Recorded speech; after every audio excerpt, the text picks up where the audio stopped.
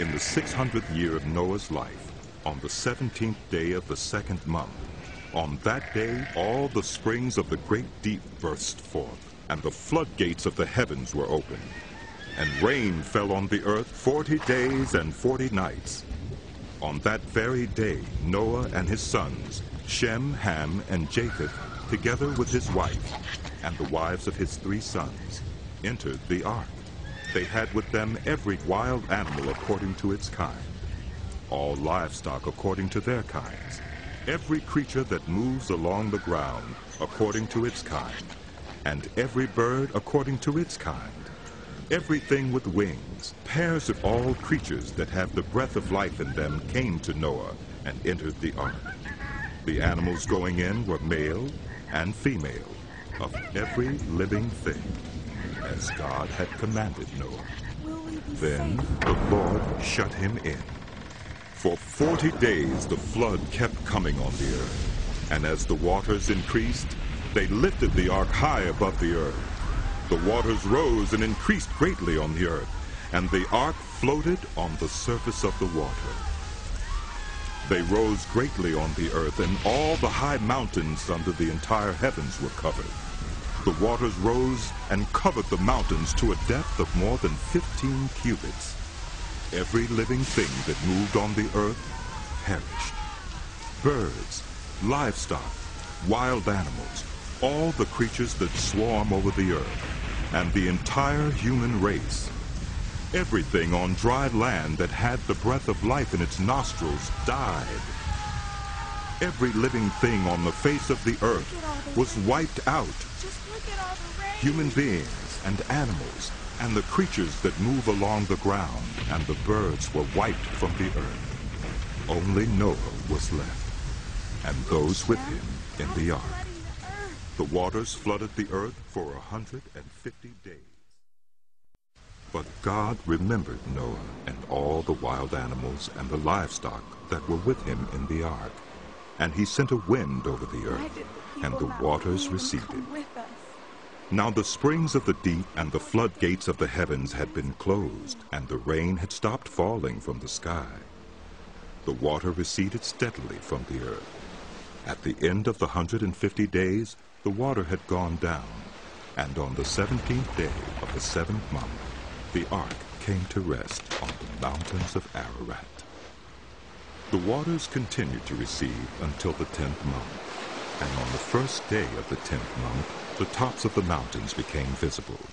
After 40 days, Noah opened a window he had made in the ark and sent out a raven, and it kept flying back and forth until the water had dried up from the earth. Then he sent out a dove to see if the water had receded from the surface of the ground. But the dove could find nowhere to perch, because there was water over all the surface of the earth. So it returned to Noah in the ark.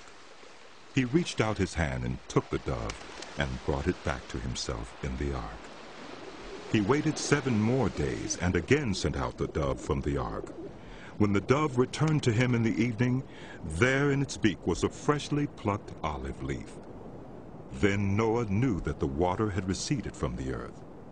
He waited 7 more days and sent the dove out again, but this time it did not return to him.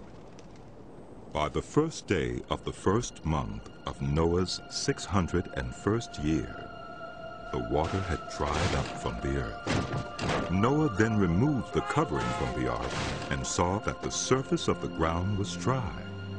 By the 27th day of the 2nd month, the earth was completely dry. Then God said to Noah, "Come out of the ark, you and your wife and your sons and their wives.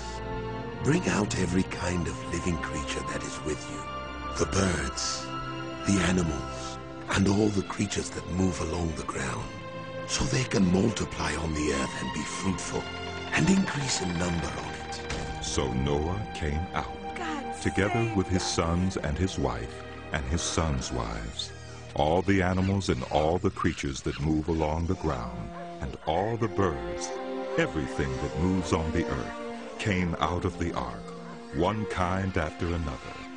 Then Noah built an altar to the Lord, and taking some of all the clean animals and clean birds, he sacrificed burnt offerings on it. The Lord smelled the pleasing aroma and said in his heart, Never again will I curse the ground because of human beings, even though every inclination of the human heart is evil from childhood. And never again will I destroy all living creatures as I have done.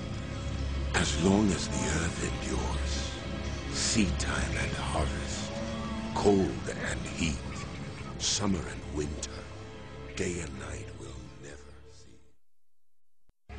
Then God blessed Noah and his sons, saying to them, Be fruitful and increase in number, and fill the earth.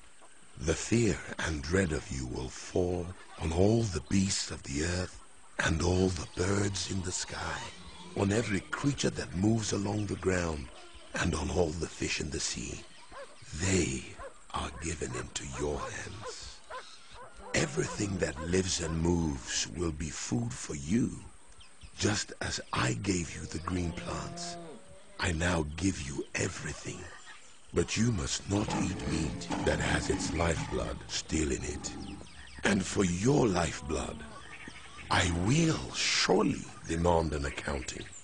I will demand an accounting from every animal, and from each human being too. I will demand an accounting for the life of another human being.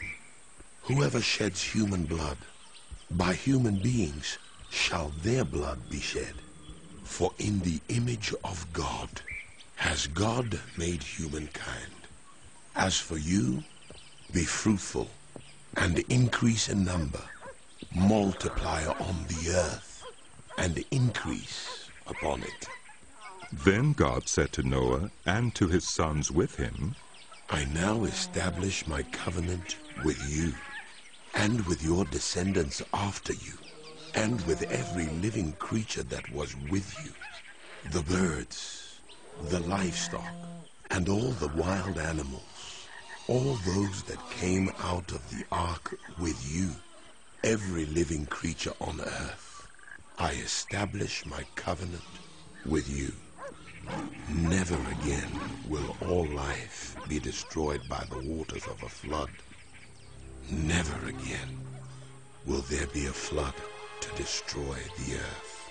And God said, This is the sign of the covenant I am making between me and you and every living creature with you. A covenant for all generations to come. I have set my rainbow in the clouds, and it will be the sign of the covenant between me and the earth. Whenever I bring clouds over the earth and the rainbow appears in the clouds, I will remember my covenant between me and you and all living creatures of every kind. Never again will the waters become a flood to destroy all life. Whenever the rainbow appears in the clouds, I will see it and remember the everlasting covenant between God and all living creatures of every kind on the earth. So God said to Noah, This is the sign of the covenant I have established between me and all life on the earth. The sons of Noah who came out of the ark were Shem, Ham, and Japheth. Ham was the father of Canaan. These were the three sons of Noah, and from them came the people who were scattered over the whole earth. Noah, a man of the soil, proceeded to plant a vineyard. When he drank some of its wine, he became drunk and lay uncovered inside his tent. Ham, the father of Canaan, saw his father's nakedness and told his two brothers outside. But Shem and Japheth took a garment and laid it across their shoulders. Then they walked in backward and covered their father's nakedness. Their faces were turned the other way so that they would not see their father's nakedness. When Noah awoke from his wine and found out what his youngest son had done to him, he said, Cursed be Canaan. The lowest of slaves will he be to his brothers. He also said, Praise be to the Lord, the God of Shem. May Canaan be the slave of Shem. May God extend Japheth's territory. May Japheth live in the tents of Shem, and may Canaan be the slave of Japheth. After the flood, Noah lived 350 years. Noah lived a total of 950 years, and then he died.